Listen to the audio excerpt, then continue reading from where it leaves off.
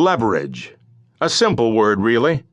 When you use a bottle opener to uncap your favorite brew, you use leverage.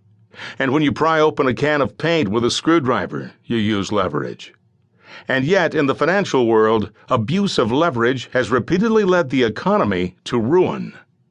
Leverage is simply the trade-off of one element of motion or action for another. With a can of paint, your screwdriver has a 1/4 inch of movement at the business end under the lip, but 4 inches of movement on the handle. You thus multiply the force you exert by 16 times. But the trade-off is that the bit moves only a 1/16th as far. With financial leverage, the same principle applies, except the trade-off is that losses multiply exactly as do gains.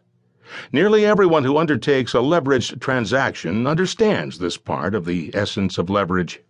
But what's not thought about often is the inherent nature of leverage in the financial realm, and how, as a consequence of the fundamentals of finance that go back over 1,000 years, certain mathematical facts cannot be avoided.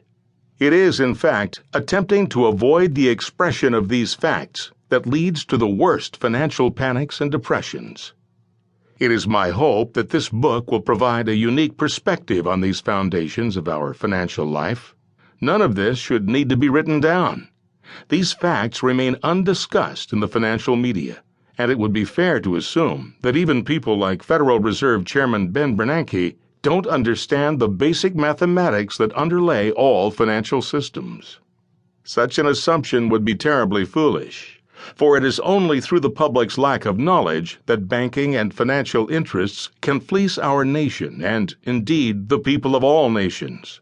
If every American understood the facts I lay on the table in this book, there would have been no internet bubble, no housing bubble, and no crisis of confidence in the financial system in 2008 and 2009.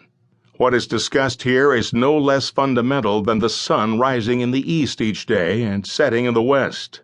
Without understanding these foundational principles, one cannot craft public policy to both accept what we cannot change and yet have outcomes that are acceptable for all actors in the financial system, both public and private.